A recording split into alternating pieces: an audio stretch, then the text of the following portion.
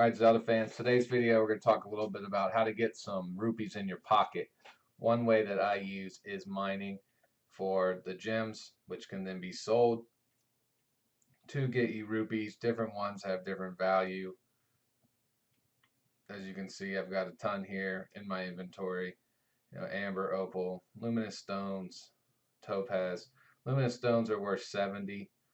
That's pretty good because you will get a lot of them. Some of the other stones are worth a lot more, like the ruby is worth over 200. Diamonds are worth 500. But I basically hold on to them and only cash them in when I need money. The only thing I really spend money on in this game is for arrows, and right now I'm pretty well stocked up. But first things first, what you're going to want to get you if you're heading out to do some mining is an iron sledgehammer.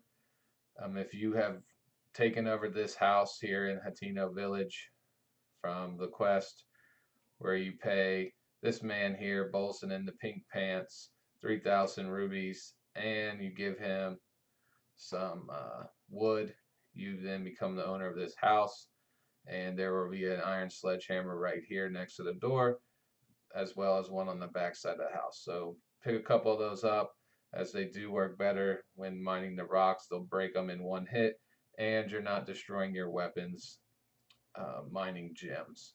So let's go ahead and get started, and I'll show you a little bit about mining gems, and also you can get some gems off mini bosses. Specifically, the stone taluses drop a lot of gems.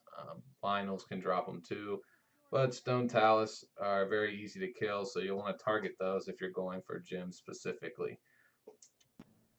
Alright, so what we're looking for is those rocks that you see, luminous stones. They're not all luminous stones. What we're going to do is, if we've taken a picture of luminous stone, we're going to turn that on with our tracker just to help us out a little bit if you don't already have an area scouted out where you know the stones are, because they do respawn in the same area after a given time. So once you have pretty much found a good area and route that you like to run to farm your gems, you can check back later on and they should respawn. I'm not sure exactly what the time frame, if it's not necessarily a blood moon, because I've been back before without a blood moon happening and the rocks have respawned, but they do eventually respawn. So just simple, we're using the sledgehammer. Like I said before, one hit takes them out, and we're just gonna kill this guy off that's messing with us here and continue our gem farming. As you'll see, the video is going to speed up here just to get you kind of through a quick route that I have in one spot where I know a lot of the rocks are. So I'm just moving quickly from each spot, avoiding enemies when I can. Don't really have to fight them if you don't need to. And just picking up as many of these luminous stones as possible. You can see sometimes the tracker is going off and sometimes it doesn't. The reason it doesn't always go off is because it'll only go off if the actual rock that you are mining contains a luminous stone. If it just has the other gems, you're not going to get alerted by the Sheikah tracker. So that was a spot up there north of the volcano. This whole area around the volcano is good for mining. You'll find lots and lots of mining spots throughout this whole area, but there is areas throughout the whole world. Usually, like I said before, on sharp cliff bases is where you're going to find them.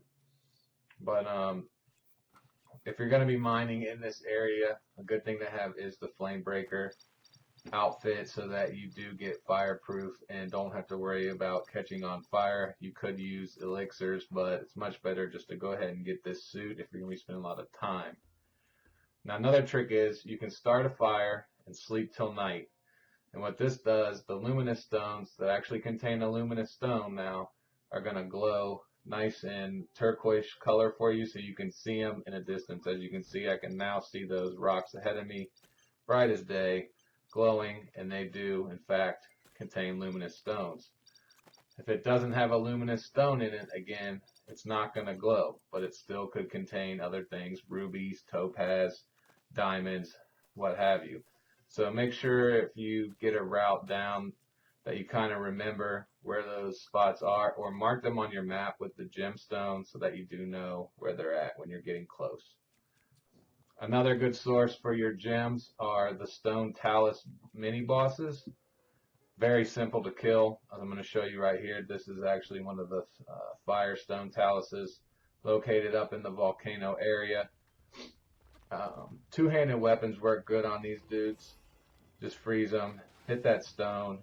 What you really want to try to do is, I mean, you can sit there and run around and take them out with arrows, but you want to get up on top of them. I'm going to pull out my sledgehammer and just do the charge attack.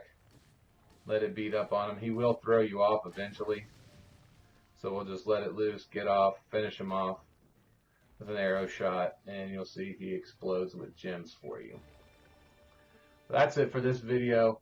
Hope this helps you guys out to get a little more money in your pockets, get those arrows and other materials that you may need to buy throughout the game. This is Tease Monkey signing off. Don't forget to like, comment, and subscribe, and we'll see you in the next video.